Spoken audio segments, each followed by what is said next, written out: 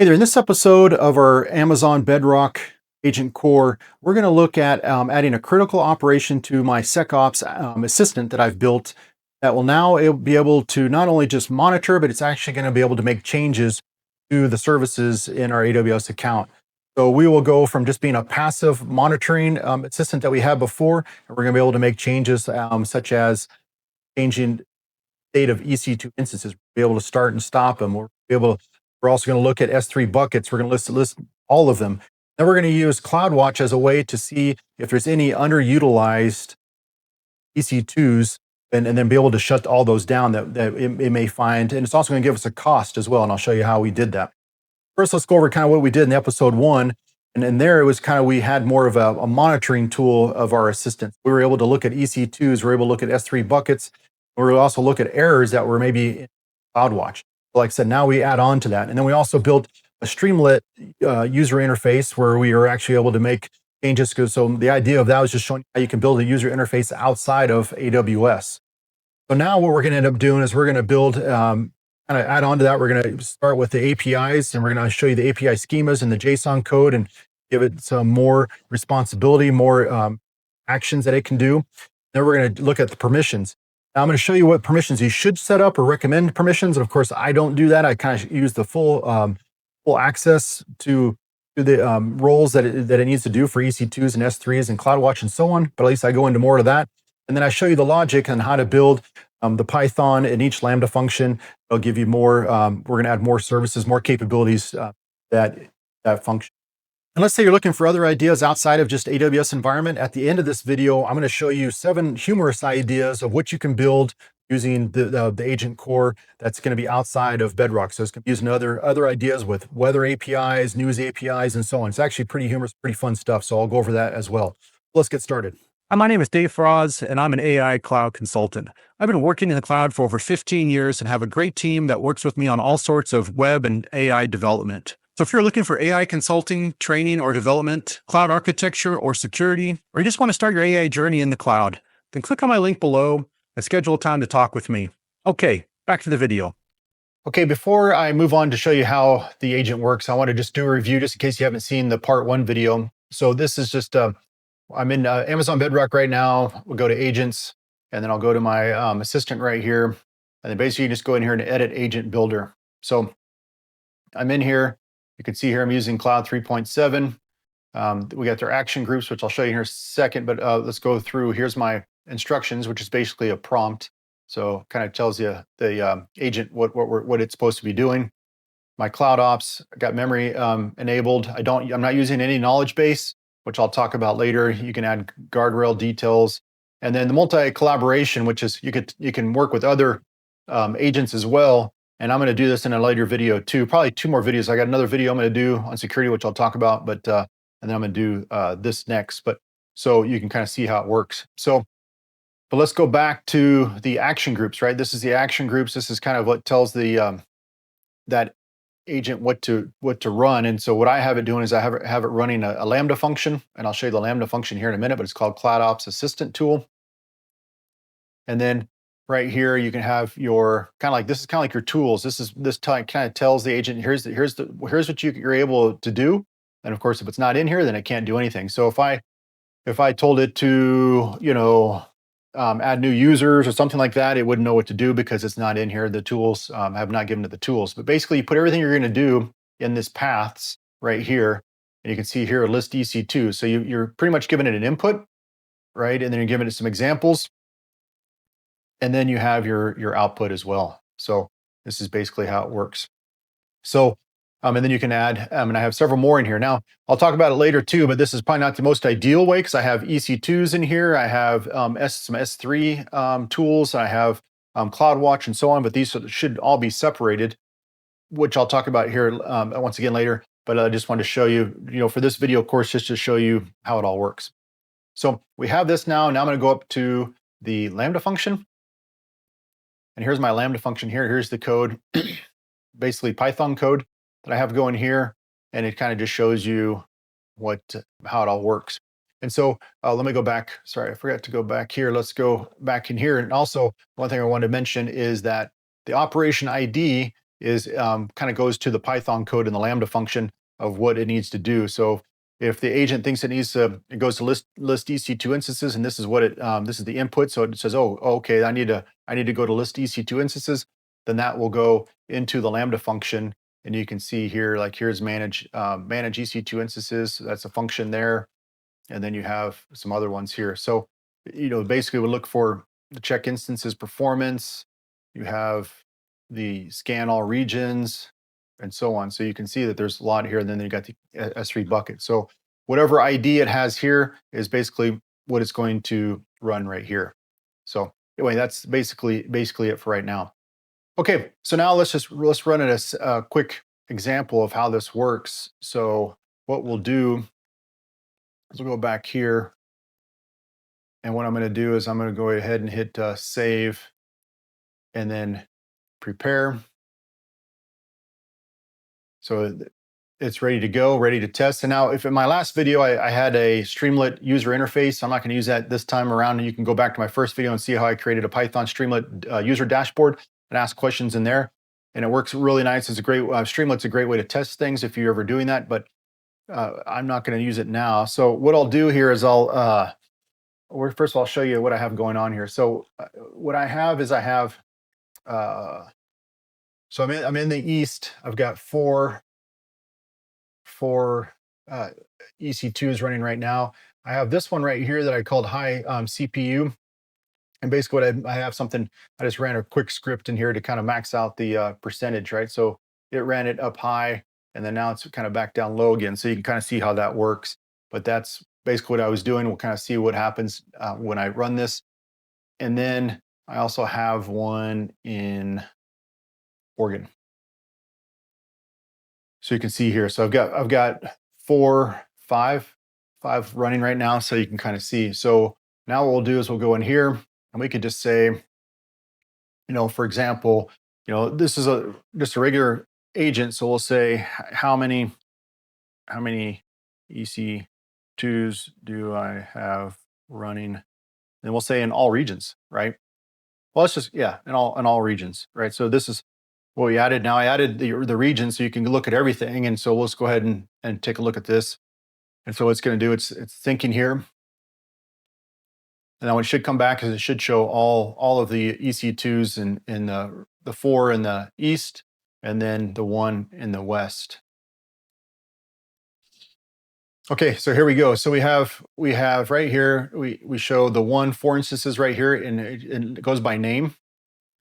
And then we got the EC2 West right here, which I've named it in the West in there as well. So now let's just go here, and we can say, can you stop EC2 Agent 1?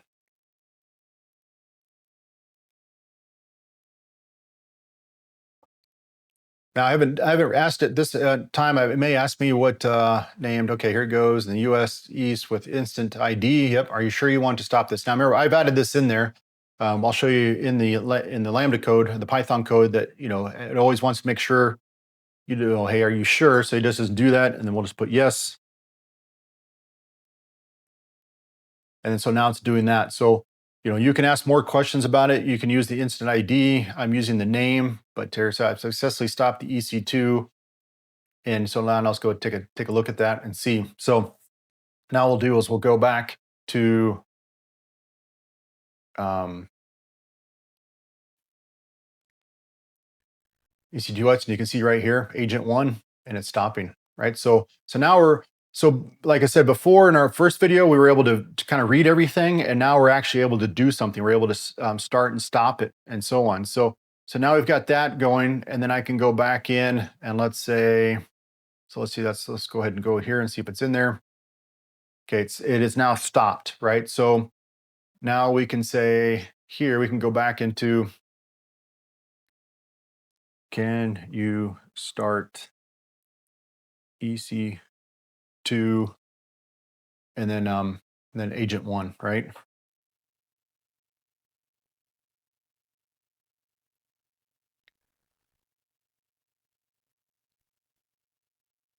So once again, are you confirming? Do you want to do this? We'll say yes.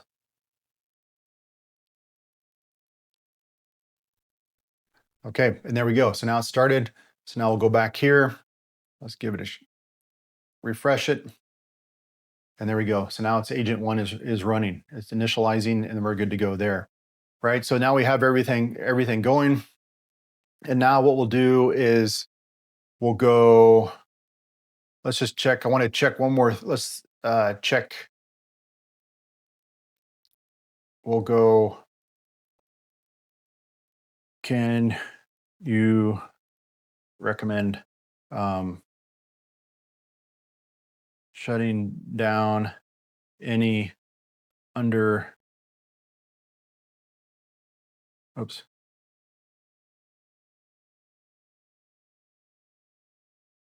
So now, so what I've done here is I've had it, and we'll say in all regions. And so what it should do is it should go look and see the EC2s.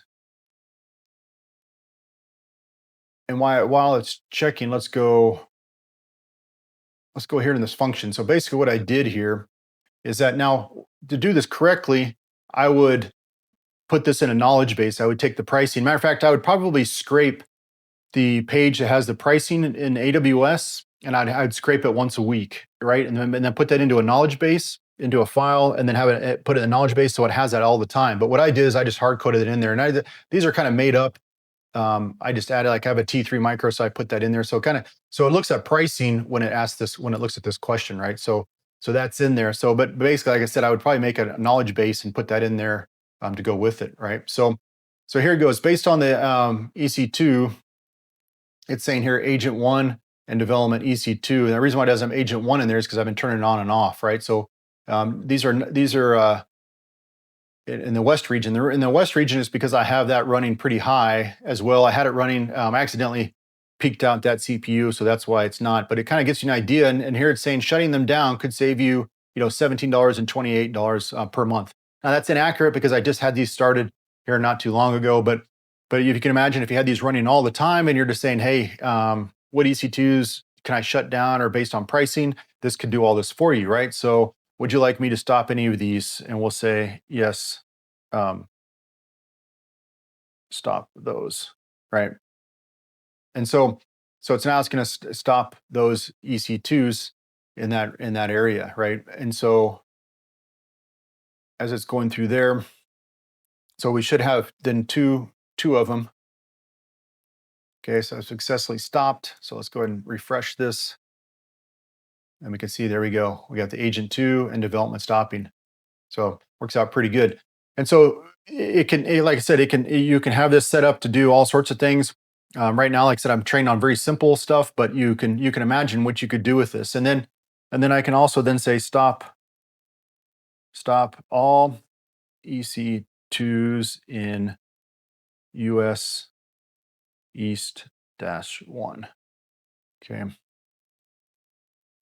And this is kind of an easy way. Instead of going in there, like I said, you can have this somewhere else. You can have this on a user dashboard in some other location, so you never really have to even log into AWS anymore. So agent 1 running. Okay, so this is perfect. So you got the 2 running, right? It stopped the other one. Agent 2 was just stopped of shutting down. And there we go. And the development stopped as well. And so would you like me to shut them down? We'll say yes. And then we'll have all of those shut down.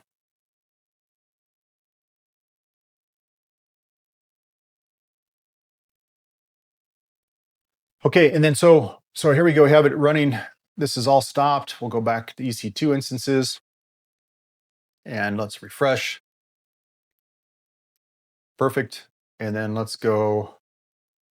go back and then say, let's just stop that one in the West so I don't forget.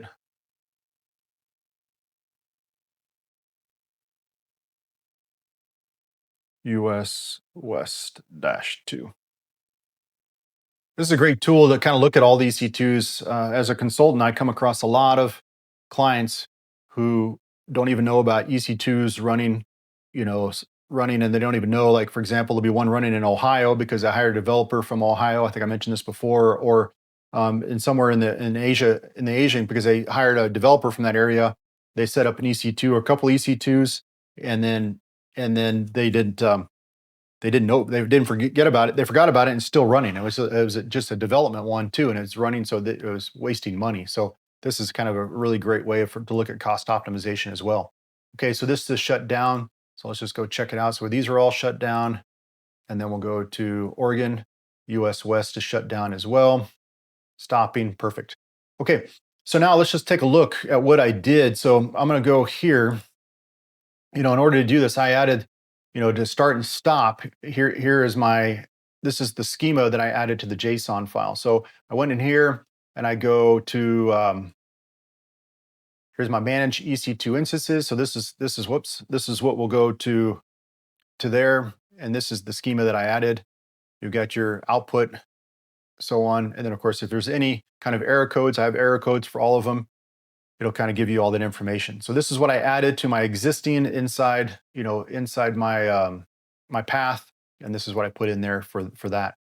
And then for my Lambda, I went in there and added this data, and this is pretty much, once again, I have the instant IDs and regions and so on, and I added this information to this area, start and stop specific area. So this is kind of what you're looking at here to stop and start an EC2. So this was added to the Lambda function with Python.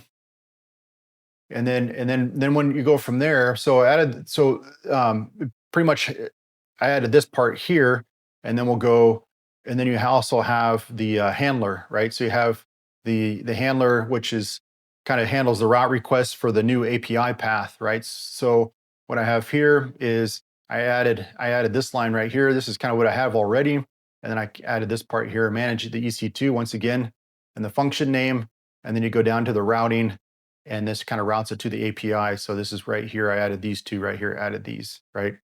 And then I updated this line, so for instance, if for error code, the instance wasn't found. And then of course we already have one for the no such bucket if it's ever asked for buckets, which I'll talk about here in a second. So this is what was added to this part right here. And then what I also want to show you is the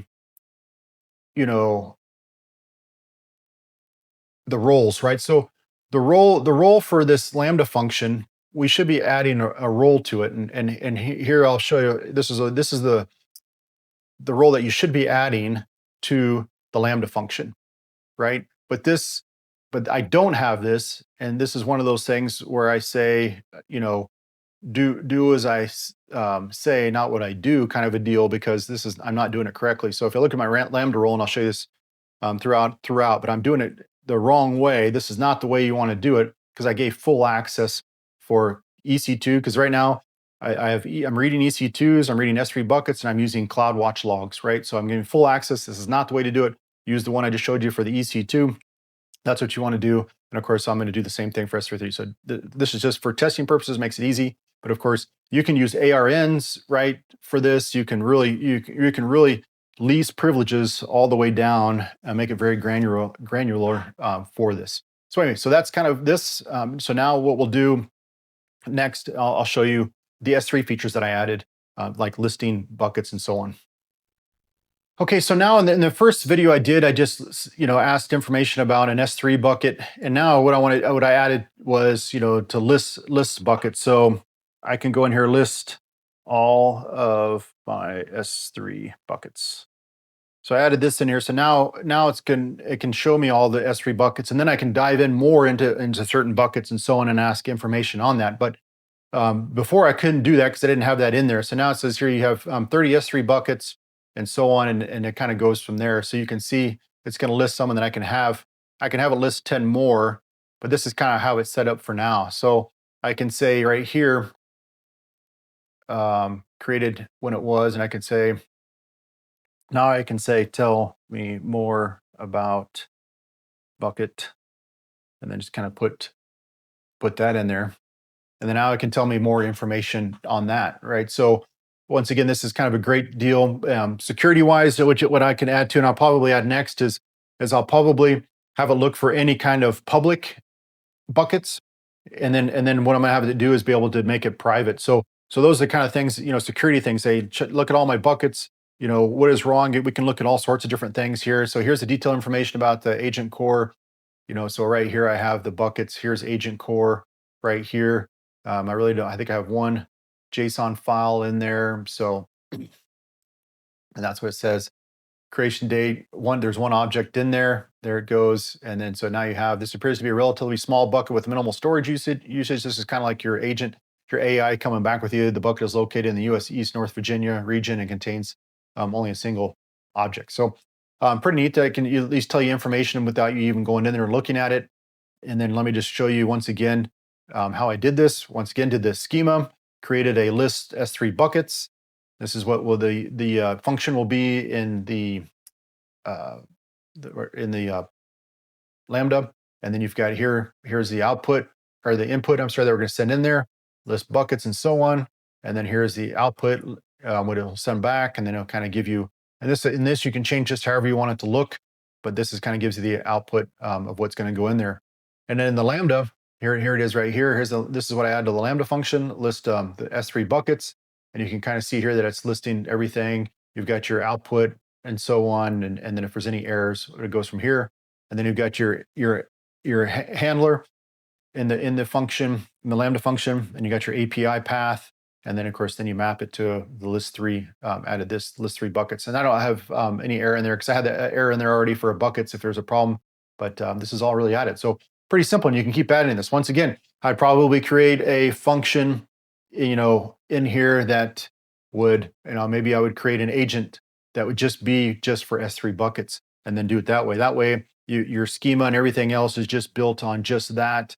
You have your knowledge base is just for that, and so on. So that's what I would do. So your cloud, you would have a function here that would be called on that. That would just be and it would just be a function for S3, and then your schema would all be built just on the S3 information, and that's a lot easier to manage. And that way, you're not updating all codes for everything else, or if you have any problems, it's easy to find. So there is S3. And once again, I just want to say that you right now it's going to all buckets. You can also give it permission, like I showed you before. I have permission full access to S3. You can change that. You can say what you want it to be in charge of, and that's it.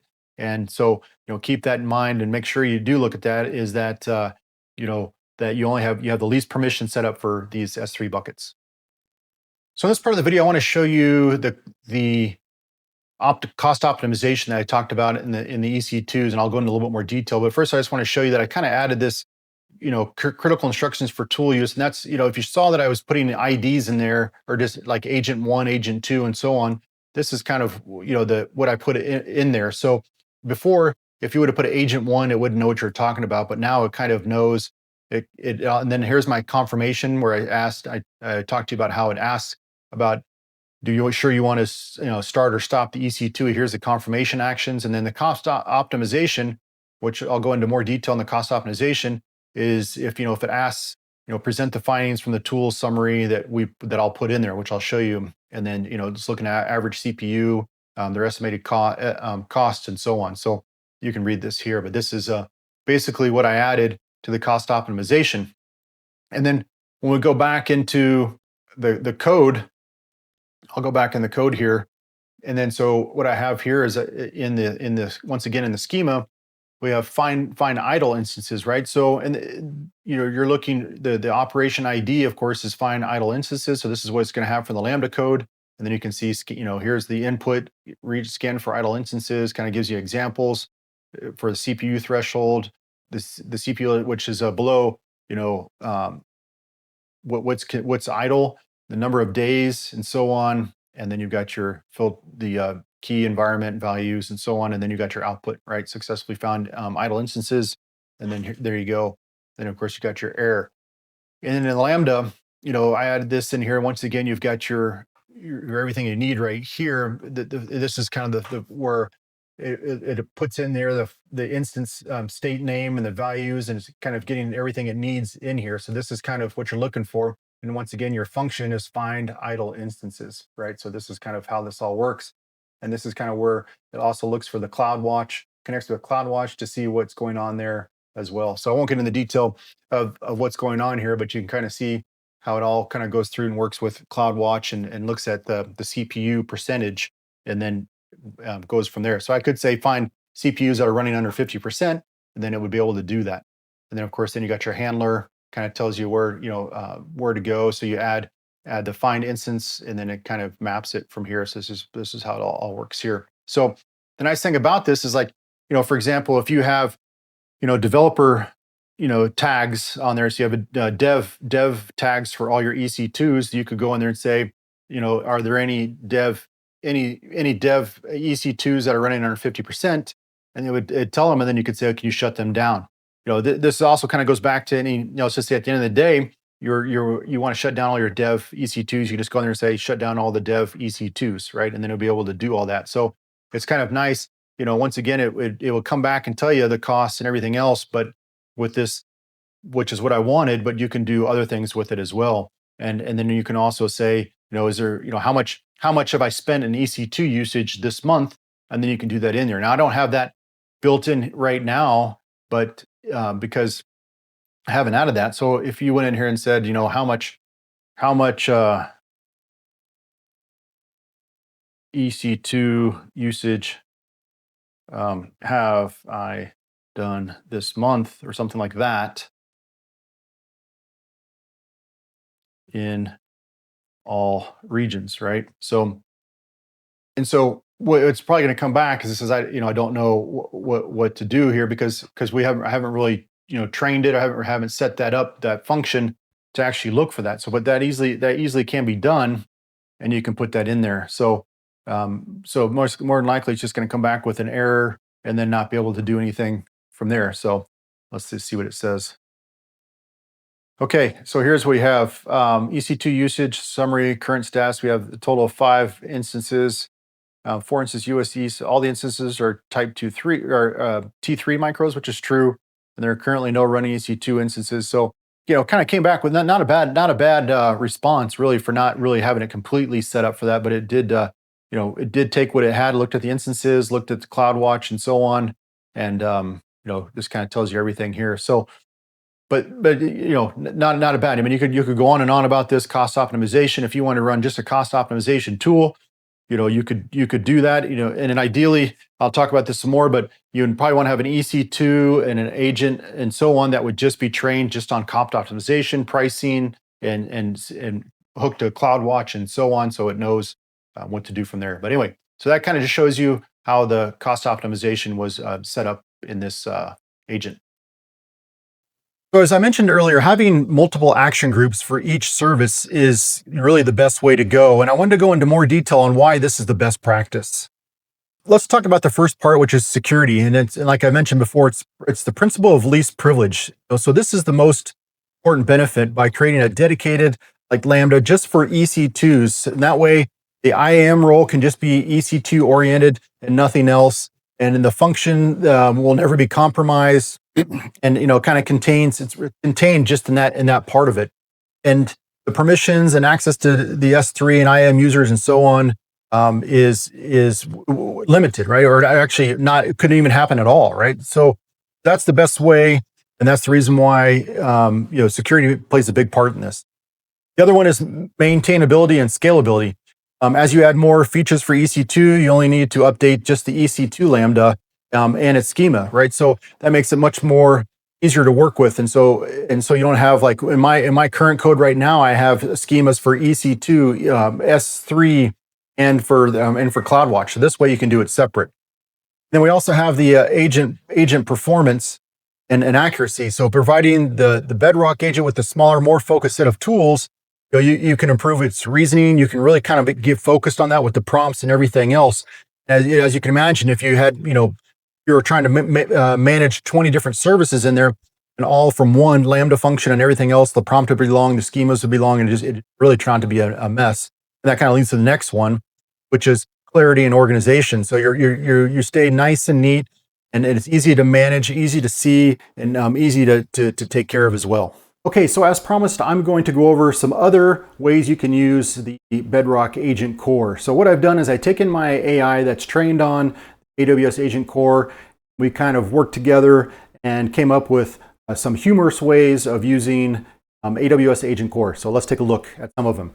So the first one is the Roastmaster, which is an AI comedy agent. And the biggest thing I want to show you here is the tools that are used, and that would be the social media APIs GitHub API, and then sentiment analysis, right? So you're using different ways of bringing all that together in order to do this.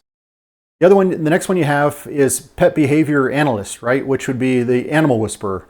And I also want to just kind of highlight the tools here. So you have computer vision APIs, pet behavior databases, and then meme generators. Okay, and then so that way the AgenCore can actually use all these together and bring them all into one, and then one agent and so on. So you can see how that would work there. The next one would be the excuse generator 3000, which is a professional procrastination assistant. And basically what I look at here is it'll use news APIs, weather APIs, astronomy APIs, and then creative writing prompts. And the next one would be the dating profile optimizer. This would be a romance engineering agent, which I think is pretty cool. And this is about image analysis and text analysis, and then data trend APIs. And you would put in there, your bio says, I love long walks on the beach, and so does literally everyone else in 1995, which I thought was kind of, especially with AI coming up with that. And then you have the conspiracy theory generator, the truth investigator. This would use news APIs, Reddit APIs, historical event databases. And the next one, you have your life as a movie. You have a personal biopic creator, and it's a calendar APIs, location services, and social media APIs. And the last one I got here was the fashion police bot, the style crime investigator. And if you look here, the tools that's being used here is image recognition, fashion databases, and weather APIs. As you can see, there's several different ways you can use this just outside of the AWS environment. I just want to use that just so you can there and dive into AWS. But as you can see, there's several different, many ways you can use this outside of AWS. Okay, so I hope you like this video. I hope you like what we did here. It's pretty neat. I can tell you what I like playing with this AgenCore, especially in the AWS environment, since I'm in there a lot. But in the next video, what I want to do is I want to take the like maybe do some security and run some security checks, and then maybe even add some remediation with that. So you can maybe check IAM users. Maybe we'll look at CloudTrail and so on. And what I'll also do is I'll probably create another Lambda now, another agent. So then I'll kind of show you how that works. Maybe have a main Lambda, our main agent, and then it'll actually work with other options as well, other Lambda functions and so on. So I'll probably show you that. And then I'll probably maybe even go into more detail on that. But that's kind of what my next video will be. So hopefully you like that. If you have anything else you want, leave a comment and I'll dive into that as well. If you like this video, go ahead and like it now and subscribe so you don't miss it on any other videos. And we'll see you in the next one.